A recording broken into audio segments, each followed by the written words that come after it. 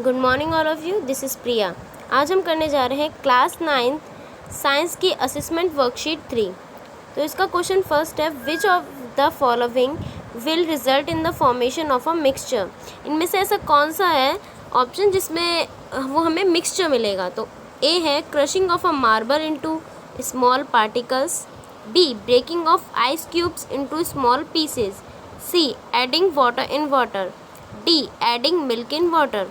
तो इसका जो हमारा सही ऑप्शन है एडिंग मिल्क इन वाटर, क्योंकि जो हम मिल्क को अगर वाटर में डालेंगे तो वो हमारा मिक्सचर बन जाएगा, क्योंकि दोनों ही डिफरेंट हैं, दोनों के ही कंपोजिशन डिफरेंट है। Question 2, which of the following will make the path of light visible on passing through it. इनमें से कौन सा ऐसा ऑप्शन है जिस सॉल्यूशन के अंदर से अगर हम लाइट की बीम पास करते हैं तो उसका पाथ हमें विजिबल होगा। A mixture, B compound, C solution, D colloidal solution. तो इसका सही आंसर है डी कॉलिडियल सॉल्यूशन, क्योंकि हमने पढ़ा था कॉलिडियल सॉल्यूशन की प्रॉपर्टीज़ में colloidal solution show Tyndall effect, so it will be show the path of light. Question 3, which of the following is an example of a homogeneous substance. इनमें से कौन सा ऐसा ऑप्शन है जिसमें जो होमोजीनियस सब्सटेंस है। A granite, B copper sulphate solution, C butter milk, D muddy water. तो इसका करेक्ट ऑप्शन है B copper sulphate solution. Option 4, question 4, identify the incorrect statements. इनमें से हमें इनकरेक्ट स्टेटमेंट्स बताना है कौन सा है। A suspension are homogeneous mixture, B colloids are heterogeneous mixture, C colloids show Tyndall effect, D colloids have dispersed phase and dispersed medium। तो इसमें जो फर्स्ट है वो सस्पेंशन और होमोजीनियस मिक्सचर, क्या जो सस्पेंशन है वो हमारे होमोजीनियस मिक्सचर होते हैं? नहीं, सस्पेंशन और हेट्रोजीनियस मिक्सचर। तो सही ऑप्शन है A option. Question 5, which property of metal is used for making bells and strings of musical instruments like sitar and violin. जो मेटल्स की ऐसी कौन सी प्रॉपर्टी होती है जिसकी वजह से वो म्यूजिकल इंस्ट्रूमेंट उस मेटल से बनाए जाते हैं। A sonorous, B malleability, C ductility, D conductivity. इसका सही आंसर है sonorous, because sonorous is a property of producing sound. Question 6, which of the following upon shaking with water will not form a true solution.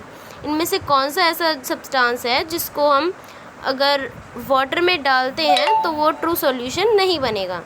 A common salt, B sugar, C sand, D glucose. तो इसका हमारा सही option है sand, क्योंकि अगर हम sand को water में डालेंगे तो हमारा ट्रू सॉल्यूशन नहीं बनेगा, it will be a mixture. Question 7, which of the following statement is are correct about metals. इसमें से ऐसा कौन सा स्टेटमेंट है जो मेटल्स के बारे में करेक्ट है। A metals are bad conductor of heat, गलत, क्योंकि metals are good conductor of heat. B metals are brittle in nature, wrong. C they can be drawn into thin wires. So C option हमारा सही option है। D क्या है? They usually exist in gaseous form, no, they usually exist in solid or liquid form। 8th, blood and sea water are A both mixture, B both are compounds, C blood is a mixture whereas sea water is a compound, D blood is a compound and sea water is a mixture।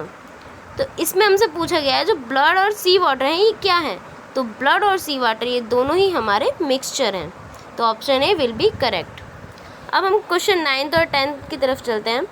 For question number 9 and 10 two statements are given, one is labelled as assertion and the other is labelled as reason. Select the correct answer to these question from the codes A, B, C and D. A both A and R are true and R is the correct explanation of assertion. B both A and R are true but R is not the correct explanation of assertion. C A is true but R is false. D A is false but R is true। तो अब हम question 9 पे आते हैं। assertion A solution of table salt in a glass of water is heterogeneous. अगर हम एक glass में सॉल्ट डाल देंगे तो क्या वो हेट्रोजीनियस मिक्सचर हो जाएगा? नहीं, क्योंकि वो एक होमोजीनियस मिक्सचर होगा। तो जो हमारा एसरेशन है वो रॉन्ग है। और अब रीज़न जानते हैं। Reason, a solution having same composition through out is homogeneous. एक सॉल्यूशन जिसमें उस सेम कंपोजिशन हो पूरे सॉल्यूशन में, तो it will be a homogeneous. सही। तो रीज़न जो हमारा बिल्कुल करेक्ट है। तो ऐसा कौन सा ऑप्शन है जिसमें एसरेशन गलत है और रीज़न ट्रू है? Option D. So option D will be right answer. Question 10, एसरेशन। A, true solution do not exhibit Tyndall effect. जो ट्रू सॉल्यूशन होते हैं वो क्या वो टिंडल इफेक्ट नहीं दिखाते, उन पर शो नहीं करते? So it's right. जो ट्रू सॉल्यूशन होते हैं वो टिंडल इफेक्ट शो नहीं करते। Reason, particles are very large in size. क्या जो ट्रू सॉल्यूशन के पार्टिकल्स होते हैं वो बहुत लार्ज होते हैं? गलत, कि ट्रू सॉल्यूशन के पार्टिकल्स तो बहुत स्मॉल होते हैं। सो रीज़न हमारा गलत है। तो ऐसा कौन सा ऑप्शन है जिसमें एसरेशन सही है बट रीज़न गलत है? Option C. तो